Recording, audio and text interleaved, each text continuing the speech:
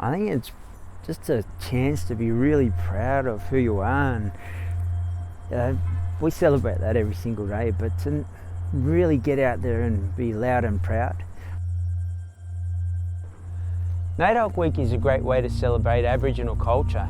You look at the Aboriginal map of Australia, there is over 500 different tribes, 250 different language groups, 800 different dialects, and I think that's the beauty of our culture. It's so diverse, yet we come together as one identity, and it's a beautiful thing that we celebrate during Naidoc Week. This year's theme is Heal Country. So for us to heal country, it's really about not only the plants, the waterways, the traditions, the customs that we live by, but also the connections to people and the healing opportunities that we have as a nation to move forward.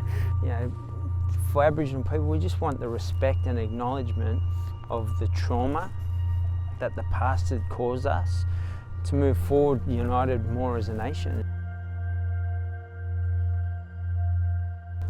Naidoc stands for National Aboriginal and Islanders Day Observance Committee.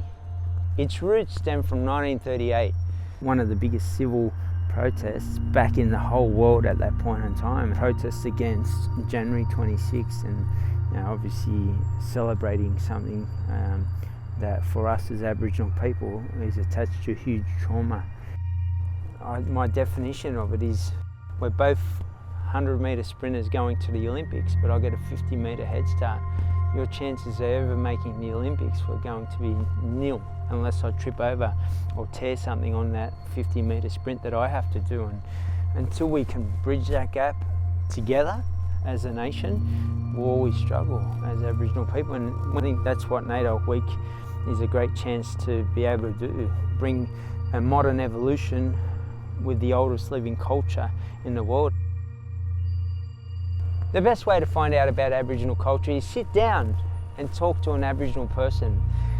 Come into the yarning circle, be open with empathy and understanding.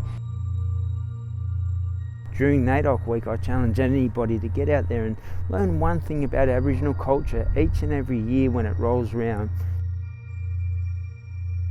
We don't see colour, we just say if we're Australians and something is not right towards one another, then we should stand up for what is right. That's probably the biggest thing for Aboriginal culture, which is Australian culture. And when you do that, the chances of us growing and prospering as a nation will be far greater.